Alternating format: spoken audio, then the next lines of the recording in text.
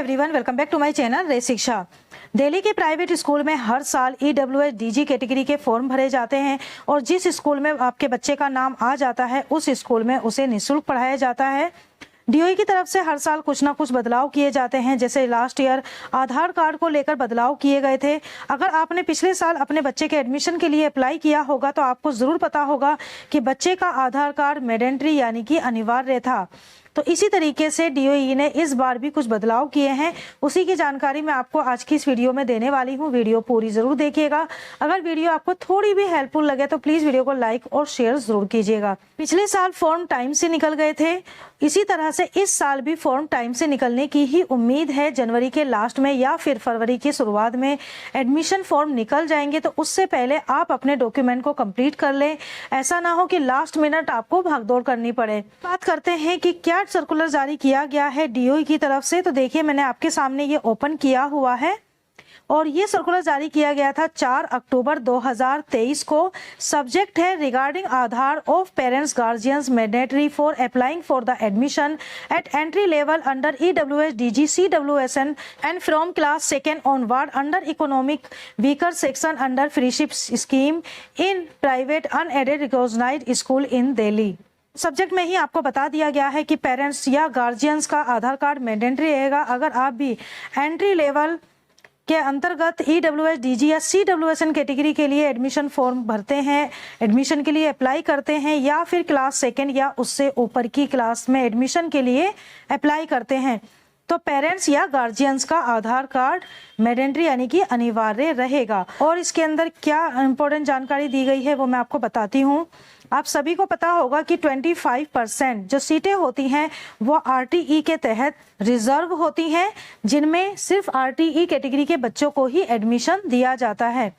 तो यहाँ पर देखिए, नीचे चलते हैं। दिल्ली की माननीय हाईकोर्ट की तरफ से ये फैसला आया है कि जिस तरह से लास्ट ईयर बच्चे का आधार कार्ड मैंडेटरी था यानी अनिवार्य था, वो इस साल नहीं होगा। बच्चे का आधार कार्ड अनिवार्य नहीं होगा क्योंकि बच्चे की प्राइवेसी रखना भी बहुत जरूरी है। तो उसकी जगह कहा गया है कि पेरेंट्स का आधार कार्ड अनिवार्य होगा। इसमें यह नहीं बताया गया है कि माता का ही होना चाहिए या पिता का ही होना चाहिए या दोनों का ही होना चाहिए। तो उसके बारे में अगर कोई नोटिफिकेशन आती है तो उसकी जानकारी भी मैं आपको जल्द से जल्द देने की कोशिश करूंगी। बहुत सारे बच्चों के एडमिशन सिर्फ इसी वजह से नहीं हो पाए थे क्योंकि बच्चों का आधार कार्ड टाइम से नहीं बन सका था। 15-20 दिन का टाइम लगता है आधार कार्ड बनने में, या पेपर कंप्लीट नहीं होंगे माता पिता के पास, तो उस वजह से बच्चे का आधार कार्ड नहीं बन पाया और उसके एडमिशन के लिए अप्लाई भी नहीं कर सके थे। तो क्या रीजन है उसके लिए, तो यहाँ पर ये बता दिया गया है, The DOE has noticed that multiple applications are being filled by the applicant in order to increase the probabilities of their selection in the computerized draw of lots by manipulating with address, name, any other related personal detail। यहाँ पर कहा गया है कि जो parents हैं या guardians है वो मल्टीपल एप्लीकेशन जमा कर देते हैं, जिसमें थोड़ा सा हेरफेर कर देते हैं, जैसे एड्रेस चेंज कर दिया, नाम चेंज कर दिया, या कोई दूसरा जो रिलेटेड पर्सनल डिटेल है उसको चेंज कर दी, जिससे कि उनके बच्चे का नाम आ जाए। और जब एडमिशन के लिए स्कूल अलॉट होते हैं तो एक बच्चे के लिए कई सारे स्कूल अलॉट हो जाते हैं, यानी कई सारे स्कूलों में उस बच्चे का नाम आ जाता है, लेकिन एडमिशन तो किसी एक ही स्कूल में कराना होता है, जिसकी वजह से जो दूसरे बच्चों को सीटें मिलनी थी वो सीटें भी रिजर्व हो जाती हैं और उन बच्चों को वो सीटें नहीं मिल पाती।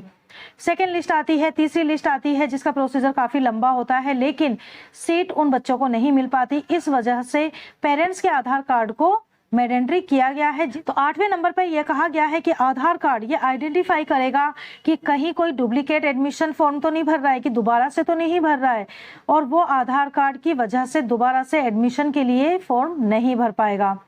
आधार card of parents guardians to curb the malpractice adopted to several applicants by filling multiple application to increase their chance unfairly for selection।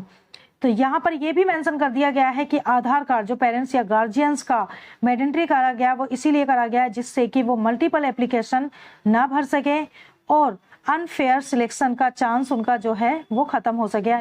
तो बस यही महत्वपूर्ण इसमें जानकारी दी गई है कि इस साल बच्चे का आधार कार्ड मैंडेटरी नहीं रहेगा, पेरेंट्स का या गार्जियंस का आधार कार्ड मैंडेटरी रहेगा।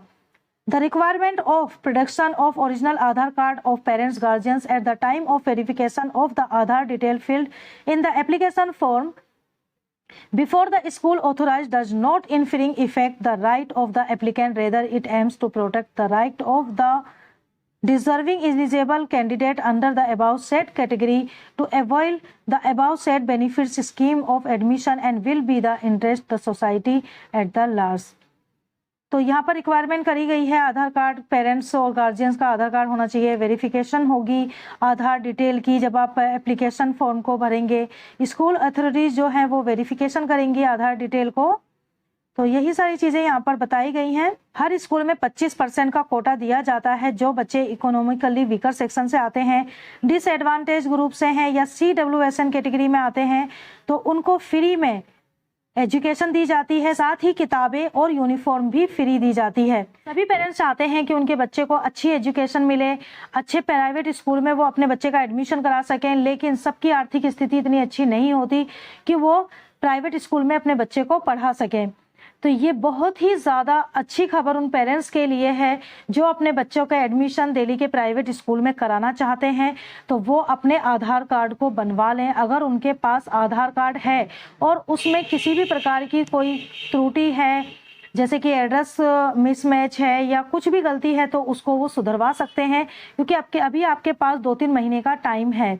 तो कोशिश करें कि अपने आधार कार्ड में अगर कोई भी कमी आपको लगती है तो उसे ठीक करवा सकें, जिससे कि आप भी अपने बच्चे के एडमिशन के लिए अप्लाई कर सकें। EWS, DG, CWSN कैटेगरी जिसमें भी आप आते हैं, या फिर क्लास 2 या उससे ऊपर की क्लास में एडमिशन के लिए।